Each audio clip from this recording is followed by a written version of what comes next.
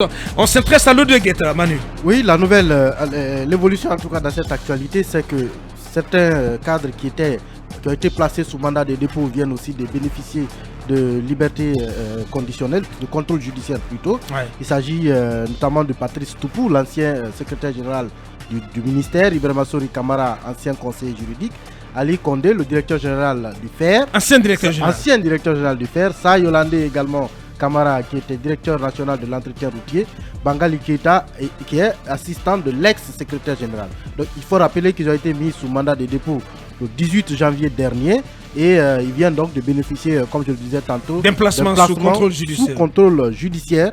Mais les poursuites, les charges contre eux sont maintenues pour l'instant en attendant le procès. Il s'agit de corruption d'agents publics, prise illégale d'intérêt et violation des règles de passation de marchés publics. Il faut rappeler qu'il y a un parmi eux qui avait déjà pris la poudre d'escampette, c'est Cheikh Ahmed Tidiane, qui était, je pense, chef de cabinet.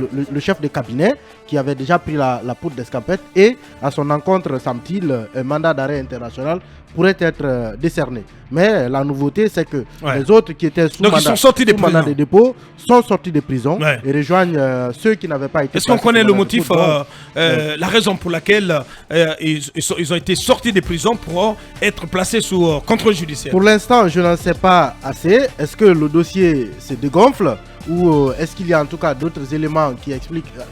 Pour l'instant, il n'y a pas, en tout cas, je ne suis pas au courant d'informations qui puissent donner en détail les raisons de ce placement sous contrôle judiciaire. Mais il faut rappeler que ça n'arrête pas la procédure judiciaire, ça n'efface pas les poursuites jusqu'à la tenue d'un procès peut-être. Bien, c'est quoi? Je pense qu'il faut encourager cela dans notre pays. Vous savez, on dénonçait il y a quelques semaines ici du 2 poids 2 mesures parce qu'il y avait, sur les 9, il y avait 4, je crois bien, qui avaient bénéficié d'un contrôle judiciaire et qui avaient l'obligation de se présenter, je crois, chaque lundi ou chaque jeudi devant les magistrats au niveau de la CRIEF sur ce dossier.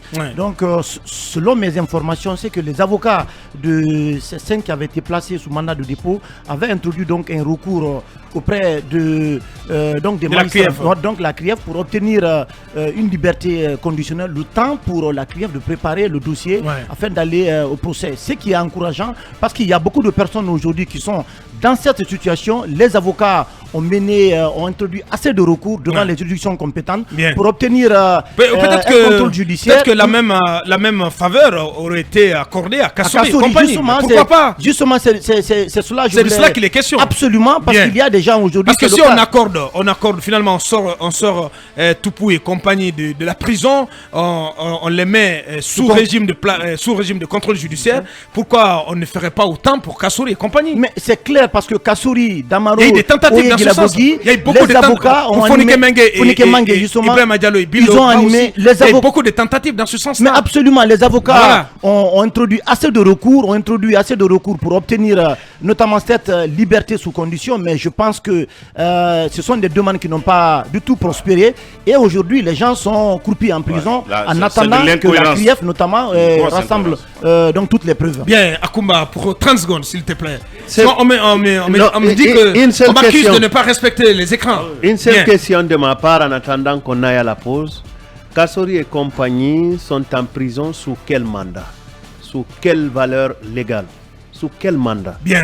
Réfléchissons-en. Bien, c'est sur cette question donc on va marquer la pause pour revenir tout à l'heure quand il sera 9h sur notre antenne et sur l'ensemble de nos canaux digitaux pour recevoir notre invité précis du jour, Dr Makale Traoré. Elle est facilitatrice du dialogue interguinéen et sera à notre compagnie dès 9h. On revient dans quelques minutes.